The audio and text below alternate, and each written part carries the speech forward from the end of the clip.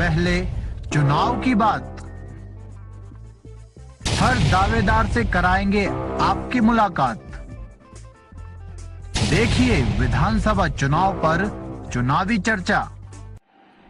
आपका परिचय क्या हुआ सर? मेरा नाम ज्योतिष कुमार है। मैं जिला संगठन मुख्य प्रवक्ता जमुई से और भावी उम्मीदवार जमुई से हूँ। आपसे सर कुछ सवाल है जी। जिसकी जानकारी चाहिए। जैसे कि जनसुराज का मुख्य एजेंडा जो है वो क्या है और यह पारंपरिक दलों से कैसे अलग है?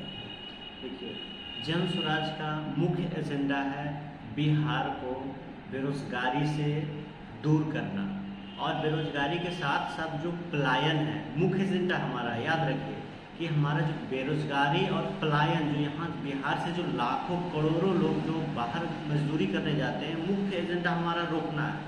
वो अगर रुकेगा तो हम बिहार को खुद ब खुद डेवलप बना सकते हैं, क्योंकि जो भी लोग यहाँ रुकेंगे, यहाँ काम करेंगे, यहाँ लोगों को हम रोजगार देंगे, तो वो खुद यही सब कुछ खर्च करेंगे। जितने भी पैसे कमाएंगे तो बिहार को खर्च करेंगे, तो बिहार में इससे रोजगार भी बढ़ेगा।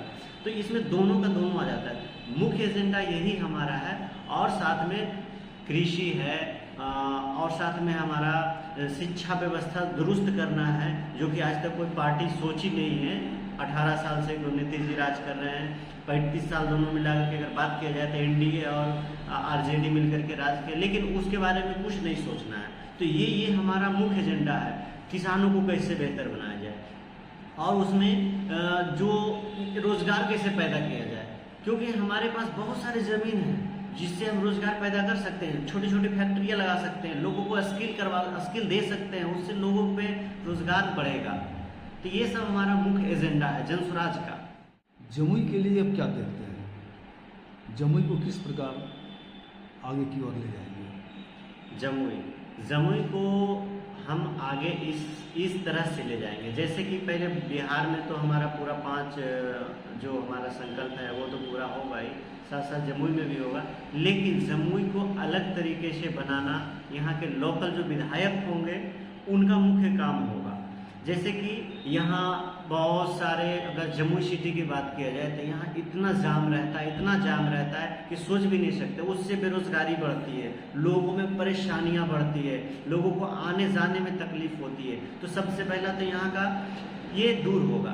दूसरा में कि यहाँ जमुई के आसपास एक एयरपोर्ट है जो कि बिठलपुर गांव, और वहाँ पे बहुत बड़ा ग्राउंड है जो कि आज तक कोई सरकार ध्यान नहीं दी। सिर्फ कागज पे हर एक जितना चुनाव आएगा तो कागज पे पेपर में सिर्फ बोल दिया जाता है, लिखा दिया जाता है कि इस बार जो है पूरा काम हो जाएगा, तो आज से हेलीकॉप्टर और जहाज उड़ने लगेंगे। लेकिन आज से नहीं, ये सिर्फ बातों में उलझा करके रखा जाता है, लेकिन कोई काम हुआ नहीं। तो वो दूसरा हमारा जमुई में काम होगा। तीसरा कि जमुई में बेहतर बनाने के लिए यहाँ का सड़क, जैसे कि इसको रिंग रोड बनाएंगे। जमुई के चारों साइड अभी तो पेपर में भी आ रहा है कि रिंग रोड बनेगा, लेकिन कब बनेगा इसका कोई पता नहीं है।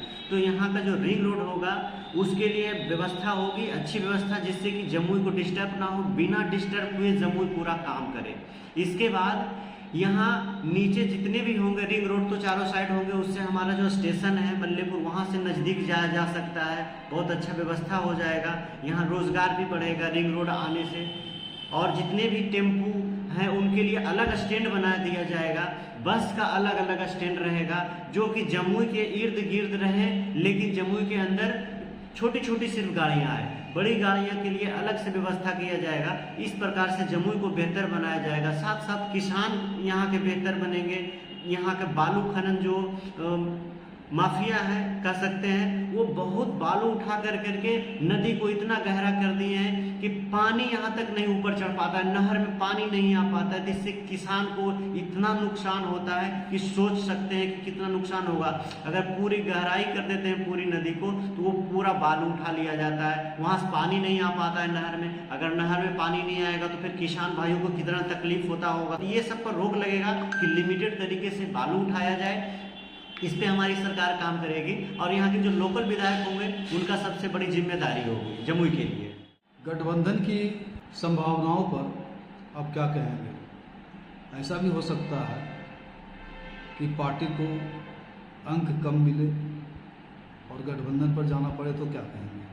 सबसे पहले तो मैं ये कहना चाहता हूँ कि जनस्वराज को ऐसी स्थिति तो नहीं आनी चाहिए, क्योंकि जनता जागरूक है और जनता देख रही है कि हमारी सरकार बिना कोई किसी से सहयोग लिए हुए, और अगर सीट कम भी आती है, चाहे 0 हो, चाहे 50 हो, चाहे 100 हो, जब तक हमारी पूरी ताकत से, यानी कि जितनी सरकार बनाने लायक सीट नहीं रहेगी, तब तक हम लोग सरकार में नहीं बैठेंगे। विपक्ष में रहना मंजूर करेंगे, लेकिन सरकार में वैसे नहीं रहना मंजूर करेंगे, क्योंकि हमारी पार्टी अगर गठबंधन करती है किसी और से, तो फिर दूसरों दलों में और जनस्वराज से, दोनों में फिर कोई फर्क नहीं रहेगा। इसीलिए गठबंधन से हमें कोई लेना देना नहीं है। बनेगी तो हमारी सिर्फ अपनी सरकार, नहीं तो हम विपक्ष में 5 साल और बैठना मंजूर करेंगे।